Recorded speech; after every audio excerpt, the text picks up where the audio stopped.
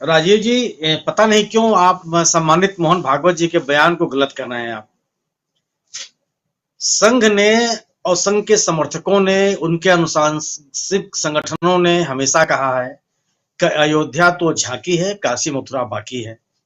क्या संघ और संघ के अन्य संगठन इस बयान को वापस ले लिए हैं? सम्मानित मोहन भागवत के तात्कालिक बयान में क्या यह कहा गया है कि ज्ञानवापी का मुद्दा हमने छोड़ दिया है? जो लोग ज्ञानवापी मस्जिद के खुदाई की बात कर रहे हैं, उस मसले से हमारा कोई लेना देना नहीं है और हम उनकी आलोचना करते हैं, ऐसा भी नहीं है। सम्मानित मोहन भागवत जी ने यह भी नहीं कहा है कि मथुरा का जो मस्जिद का मुद्दा है उसको भी हमने छोड़ दिया है। तो उन्होंने गलत क्या कहा? उन्होंने कहा कि 25 साल में भारत एक भारत संघ बन जाएगा दुनिया में। उन्होंने भी उससे वापस अपने आप को वापस नहीं लिया। तो जो हिंदुत्व का उनका एजेंडा है, उस एजेंडे से तो बाहर ही नहीं है और उनका बयान भी उससे अलग नहीं है। तो आप गलत क्यों कर रहे हैं इस बात को? और आपने जो ये शीर्षक दिया है इस पूरे इस चर्चा का कि बीजेपी का साथ छोड़ दिया, संभव ही नहीं है। जो लोग इस पूरे अभियान में लगे हुए हैं, वो सभी लोग इसी पाठशाला के विद्यार्थी हैं, वही के विद्यार्थी रहे हैं। उनको ये चलाना ही चलाना है, उनका मकसद यही है। क्या संघ ने कभी भी अपने आप को हिंदुत्व के एजेंडे से अलग किया? अमेरिका और अमेरिका के पिताजी कुछ भी कहते रहे, कोई भी रिपोर्ट जारी करें, हमसे उससे कोई मतलब नहीं है, हमारे ऊपर कोई असर नहीं पड़ने वाला। जब सम्मानित प्रधानमंत्री के विदेश दौरे के दौरान भी वहां के प्रवक्ता ने जो रिएक्शन दिया था, जिसपे अपने विदेश मंत्री का जो रिएक्शन आया, वो आप सबके सामने है। हम इन चीजों को गंभीरता से लेते ही नहीं है। आप चिंतित है ना, वो चिंतित नहीं है जिनको चिंतित होना चाहिए। हमारा मकसद है कि हमको हिंदू राष्ट्र बनाना है भारत को। अब इस अपने लक्ष्य को पाने के लिए हम सब कुछ करते रहेंगे। आप आज तो मुद्दा यह है कि आप मथुरा और काशी दो जगहों पे मामले को गर्म कर रखा है आपने। सम्मानित मोहन भागवत जी ने इन दोनों शहरों के बारे में कुछ भी नहीं कहा। ये कहा कि मामला अदालत में चल रहा है, चलने दीजिए। अदालत की बात आप कहां मानते हैं? क्या जिस अयोध्या की बात आप करते हैं, क्या सर्वोच्च न्यायालय के निर्णय के किसी भी वाक्य में यह लिखा गया है जहां मस्जिद, जहां मंदिर बन रहा है वहां भगवान राम पैदा हुए थे? उसको सर्वोच्च न्यायालय ने लिखा है क्या? माना है क्या? लेकिन प्रचार तो आप यही कहते हैं कि सर्वोच्च न्यायालय ने इसको स्वीकार कर लिया। कहीं एक वाक्य नहीं लिखा है। तो न्यायालय की बात तो भी केवल चूंकि कहना है, आप एक सभ्य समाज में वह सब कुछ वो नहीं कर सकते हैं जो आप करना चाहते हैं।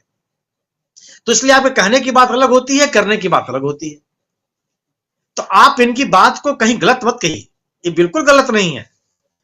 आपके साथ, अपने उद्देश्य के साथ, अपने कार्य योजना के साथ वो सक्रिय हैं और अपने लोगों को सक्रिय बनाए हुए हैं।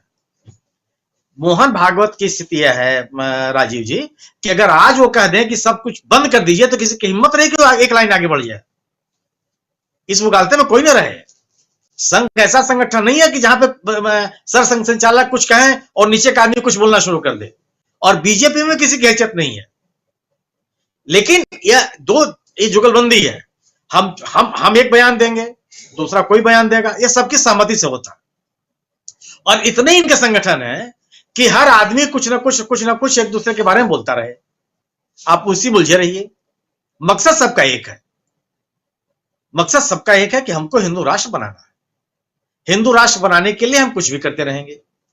वैश्विक स्तर पर हमारे बारे में क्या कहा जा रहा है, इसकी हमें कोई चिंता नहीं है। जिसको चिंता हो, चिंतित होता रहे। हमारी कितनी आलोचना हो रही है, कौन रिपोर्ट जारी कर रहा है, कौन मानवाधिकार हमारे बारे में क्या कह रहा है, कहे। लेकिन हम अपने एजेंडे से दूर नहीं हटेंगे। अगर हमको अंतरराष्ट्रीय संगठनों की इतनी ही चिंता होती तो अभी WHO का एक बयान आया में मृतकों की संख्या को लेकर के, किसी ने माना क्या? किसी ने स्वीकार किया? उसके आधार पर अपनी कार्य योजना की बात कही क्या? मानवाधिकार हनन को लेकर के कितनी बातें कही है अंतरराष्ट्रीय जगत में, किसी ने उसको माना क्या? जो बाइडेन के चुनाव के बाद कितनी बातें कही गई भारत के बारे में, वहां के उपराष्ट्रपति ने कितनी बातें हम लोग के बारे में कही, किसी ने हमने स्वीकार किया क्या? और ये स्वीकार करने छोड़ दीजिए, उनकी कही गई बातों पर हम अपनी बातों में कोई संशोधन करने के लिए भी कभी तैयार नहीं हुए। सवाल यह है कि हमारा अगर हम किसी भी अंतरराष्ट्रीय प्रतिक्रिया से हमारे ऊपर कोई असर पड़ता हो, तब उसका मतलब है, तब हम आप उसके बारे में सोचते हैं। और अगर हम अंतरराष्ट्रीय बिरादरी को इतना ही गंभीरता से लेते तो स्थिति नहीं आती। दुनिया का कौन सा देश ऐसा है, दुनिया का कौन सा ऐसा देश है जो 100 साल 200 300 साल पहले धार्मिक स्थलों को लेकर क्या लड़ाई लड़ रहा है, जिसने तरक्की की। फंडामेंटलिस्ट तुर्की जैसे राज्य भी तो आज जो वहां पे इस्तांबुल का जो सबसे बड़ा मस्जिद है वो क्या था, चर्च को मस्जिद बना दिया गया ना। कौन झगड़ा कर रहा है वहां कि नहीं नहीं, नहीं आप इसको हटाइए, कि यूरोपियन यूनियन सदस्य होने जा रहा है तुर्की। किसने कहा कि नहीं आप एक राज्य ने एक देश ने उस पर बात कही, उसको भी किसी ने गंभीरता से नहीं लिया कि साहब चर्च था, ये मस्जिद आपने कैसे बना दी है, लेकिन किसी ने गंभीरता से नहीं लिया, क्योंकि उनके लक्ष्य अलग है। उनको जो विकास के सूचकांक है उस पर आगे चलना है, दुनिया के सामने तरक्की के जो मिसालें उनको हासिल करना है। हमको नहीं, हमको तो पहले हिंदू बनना है, हिंदू जनहित की बात करनी है, हिंदू हित की बात करनी है, और उसी हिंदू हित की बात करनी जो हमको सूट करे। अगर किसी हिंदू राजा ने जैनियों और बौद्धों के संस्थानों को तबाह करके मंदिर बनाया, उसकी चिंता हमको नहीं है, क्योंकि हमारे इसको सूट नहीं करता, उससे राजनीतिक मुझे कोई फायदा नहीं मिलता। कहां हम आप उलझे हुए हैं कि अमेरिका ने क्या क्या कर दिया, मानवाधिकार संगठन ने क्या कर दिया, इन्होंने क्या कर दिया, उन्होंने क्या कर दिया, इसकी मुझे कोई चिंता नहीं है राजीव जी। हम अपने एजेंडे पे चल रहे हैं और 25 साल के बाद भारत संघ हमको बनाना है, वो मेरा लक्ष्य है। और आप कतई मत कहिए कि सर संचालक ने कुछ झूठ बोला है। एक बात उस पूरे भाषण में, एक बात एक वाक्य अगर कहीं हो कि ज्ञानवापी को लेकर के जो लोग भी जो कुछ भी कर रहे हैं वो अनुचित है, सांप्रदायिक सौहार्द के लिए गलत है, देश की एकता अखंडता के लिए गलत है, देश के संवैधानिक व्यवस्था के लिए गलत है, एक वाक्य कहीं कहा गया हो? नहीं नहीं, जो न्यायालय में बात चल रही है उसको चलने दीजिए, तो चल ही रही है। लेकिन वो न्यायालय में गया क्यों ले जा रहे हैं आप इन चीजों को? लेकिन वो ज्ञानवापी हमारे आस्था का विषय है। क्या देश आशा से चलेगा? कोई भी विकसित देश आशा से होता है, और कोई भी जिम्मेदार व्यक्ति इस तरह की बात करता है। लेकिन नहीं, हमारे जो संगठन है इनके एजेंडे बिल्कुल अलग है। उस एजेंडे से आप सहमत हो या सहमत न हो, तो आप इनको गलत मत कीजिए। कोई इनकी गलत बयानी नहीं है, उनका जो एजेंडा है उसी पे आधारित बयान है, और उस बयान में कहीं भी एक बात भी तात्कालिक संघर्षों को लेकर के नहीं कही गई है कि कोई व्यक्ति उसको छोड़े, इसको बंद कर दिया जाए, इसमें कोई चर्चा नहीं होनी चाहिए। हमारे संगठन के लोग कोई इस पर चर्चा नहीं करेंगे, हमसे सहानुभूति रखने वाले लोग इस पर कोई चर्चा नहीं करेंगे, हमारे अन्य जो आनुषंगिक संगठन इसके बारे में कोई चर्चा नहीं करेगा, और किसी सार्वजनिक स्तर पर इसकी चर्चा नहीं होगी। लेकिन नहीं, आप एक बार क्यों नहीं कहते हैं साहब, ये न्यायालय में बात होनी नहीं चाहिए।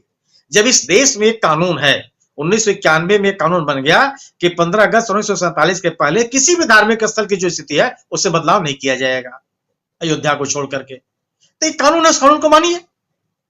हाँ, इस कानून को बदलने का आपको पूरा अधिकार है।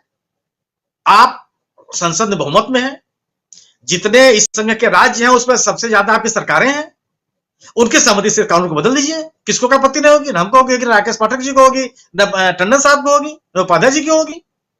हम और आप, हमारी और सबकी आस्था देश कानून के साथ है। हम ये चाहते हैं कि जो देश की संवैधानिक व्यवस्था है उस व्यवस्था के तहत देश को चलाया जाए। किसी के व्यूज पर, किसी की आस्था पर, किसी के विचार पर, किसी के सपने पर देश नहीं चलेगा। हमारे देश का कानून है, एक संविधान है, उस कानून के तहत, उस संवैधानिक व्यवस्था के तहत चलाया जाए। आप इस संविधान को सुलझाव कर दीजिए कि बिल्कुल नहीं, आज कहा कि साहब एक मंदिर था, आज मस्जिद है, गिरा दिया जाएगा, गिरा दीजिए, किसी का आपत्ति नहीं होगी, देश का संविधान इसको अलाउ करता है। लेकिन जब तक एक कानून है, अस्तित्व में है, हमको उसको मानना चाहिए। एक संप्रभु राज्य में हर आदमी, उस देश का नागरिक तभी अपने आप को सुरक्षित महसूस करेगा जब संवैधानिक प्राविधानों के प्रति आम आदमी की आस्था होगी, और आम आदमी की आस्था तब होगी जब सरकारें उसको मानेंगी। जब सरकार की उन प्रबंधों में, प्रावधानों में आस्था नहीं होगी, सरकार से जुड़े हुए संगठनों की नहीं होगी, तो आम आदमी कैसे होगी? हम क्यों कानून को मानेंगे? और जब आप एक कानून को, दो तरह की बात आप कैसे कर सकते हैं कि एक संवैधानिक व्यवस्था की, एक कानून की चिंता आपको नहीं है, और आप कहते हैं कि अदालत को हम मान लेंगे। अरे अदालत उन कानूनों से चलती है ना भाई। अगर आप एक लिखे हुए कानून, वो दीवार पे साफ साफ लिखा हुआ कानून है, उसको आप मानने के लिए तैयार नहीं है, तो अदालत की बात कैसे मान लेंगे? इसका मतलब यह हुआ कि आप जो सोचते हैं, अगर उस तरह की बात अदालत कहती है तब तो हम मानेंगे, नहीं तो हम नहीं मानेंगे। क्यों? कि जो एक कानून है उस कानून को हम मानते ही नहीं है। इनके लोग ये कहने लगे कि उस कानून के द्वारा बहुत तमाशा किया गया इस देश के अंदर।